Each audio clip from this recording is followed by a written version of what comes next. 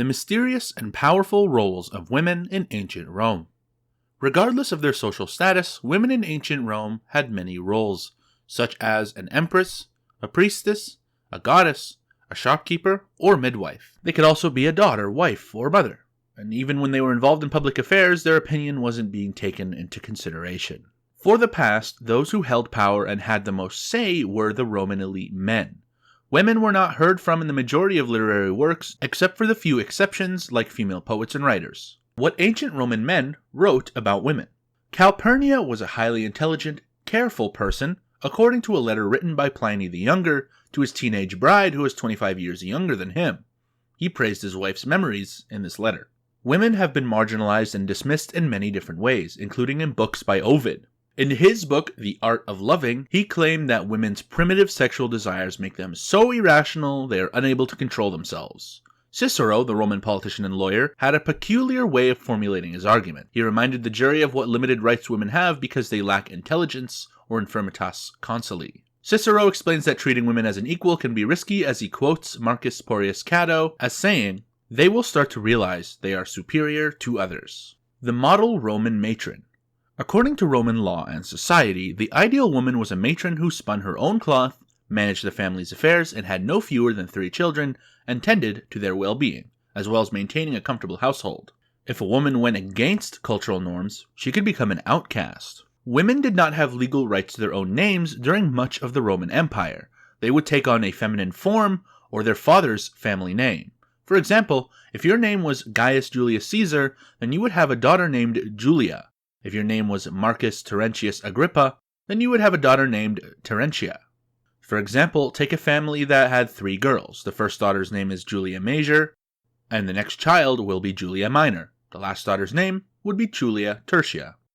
Religion opened the doors. The society of ancient Rome was patriarchal. Only one of the 3 highest Roman deities, Jupiter, was male. However, the pantheon of Roman deities were not, with over 2/3 being female. Minerva and Juno were the 2 other goddesses. Minerva is the goddess of wisdom, and she was associated with intelligence and prudence. Juno protected the empire and is the daughter of Jupiter. Roman women piggybacked on male power. A number of upper-class women had very privileged lives in public, but still managed to work on a lot of things through the use of private strategies. One of the most influential female role models from Roman history is Cornelia, daughter of Publius Cornelius Scipio Africanus, the famous general. Raised in her father's military and political household, she was a lively, talented presence in Roman society as an only daughter and widow.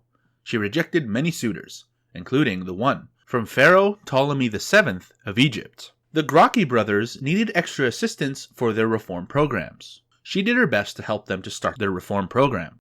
She was a strong supporter and showed this in public events by writing strategic letters that helped their plans go forward. Cornelia was widely respected for both her learning and piety, even after the deaths of her 2 sons. Powerful women faced backlash. The more dominant a woman is, the less she will appeal to men. Mona Lisa had her fair share of opposition. Livia, the wife of Roman Emperor Augustus, was an influential figure.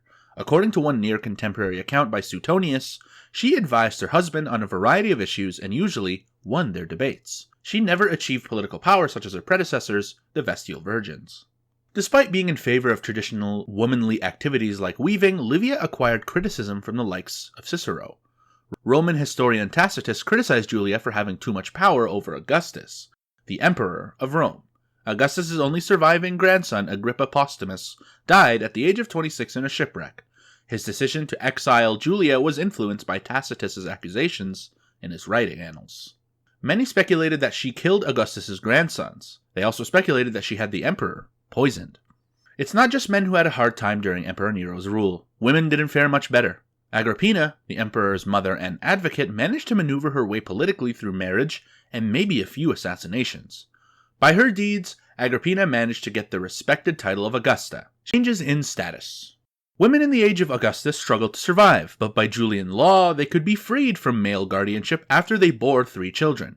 Females in ancient Rome, who were at a disadvantage because their society was male-dominated, began to show signs of their individuality. Once they were influenced and shaped by both society and ideology, they eventually progressed and took on their own persona. Though it may not be known to many, the stories of these female figures are captured through the correspondence and writings. Don't forget to like, comment down below, and subscribe.